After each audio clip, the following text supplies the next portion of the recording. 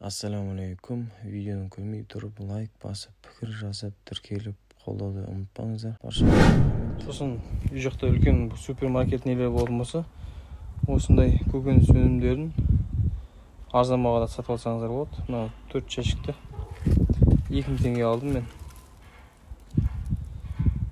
Осыны береміз. Бүтіндей тасақ та болады, майлап тасақ та болады. Жалпы шіріген соң жеп тастайды. Қосымша азық енді бұл. Бұларға туған күн тойын жасап беру ғой үшінші. Бұлай қазақша жалпақ тілмен түсіндіргенде. Мына сәбізді ғой, шегіп беру керек деп жатамыз ғой.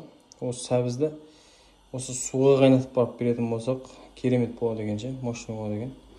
Кәдімгі жібетіп, осылайынан астына от жағып, атқоттан шыққан сәбіз осы болады да. Енді көп көлемді алып беру керек. Мынандай қазанға істеп беру керек те мұнша. Енді группада көп көлемді айналысылықына жоқ қой, сол себепті сіздер алаңыз солшындағыз осы сәбізді пісіріп барып беретін болсаңыздар, жаңағы жарамайған сәбіздер болады, малға беретін ше. Сәбіздің өзін де бересіздер, мына суын да суытып бересіздер ше. Сорпасын бар ғой. Тез керемет көбейеді. Мына жібіген піскен сәбіз сол үшін балапандарына мощный азық болады. Тәжірибеден өткен, практикадан өткен, дәлелденген. Сол себепті бізде бер деген нәрселерімізді беріп отырсаңыздар, Құдай қаласа нәтижеге ертерек жетесіздер. Бисмилlah, ассалаумалейкум. Бүгін бізде Шылаушындарда той, туған күн болып жатыр. День рождения деген бар ғой. Сондай болып жатыр ғой. Себебі осындай көкөністерді, алмалар бар, басқасы бар, бананы бар, турецкий мандарины бар. Магазиннің отходын алып келдік. Осы баршасын 2000 теңгеге алдық. Болады, арзиды. Осылай майлап береміз, мына штаковый крюкпен.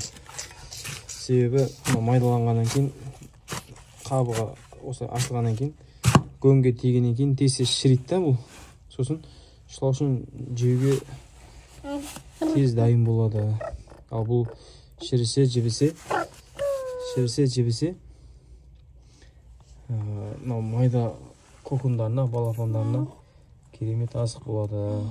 Негізгі азығы көң, органика, шірінділер, кез келген шірейтін шөп бар, басқасы бар.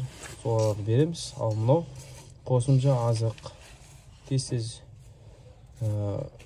өнім алу үшін, тез сатылымға дайын болу үшін осылай қосымша ретінде береміз. Осылай бауырлар, сіздермен қысқа қылып осылай видеолар шығаруды жөн көріп отырмыз. Өткенде шығардық қой, қай ата бабамыз біздің Шылаушын бағып, көң сатып, кәсіп жасап еді деп ше. Сол секілді қай ата бабамыз бананның, турецкий апельсиннің, мандариннің қалдығын беріп еді. Осылай еңбектің наны тәтті деген осындай бауырлар. Каналға лайк басыңыздар, қолдау көрсетіңіздер. Мен кішкентай көмекші. Қазақстанға ең кішкентай верми фермер деп қоямын ғой өзім. Баршаңыз Алла разы болсын.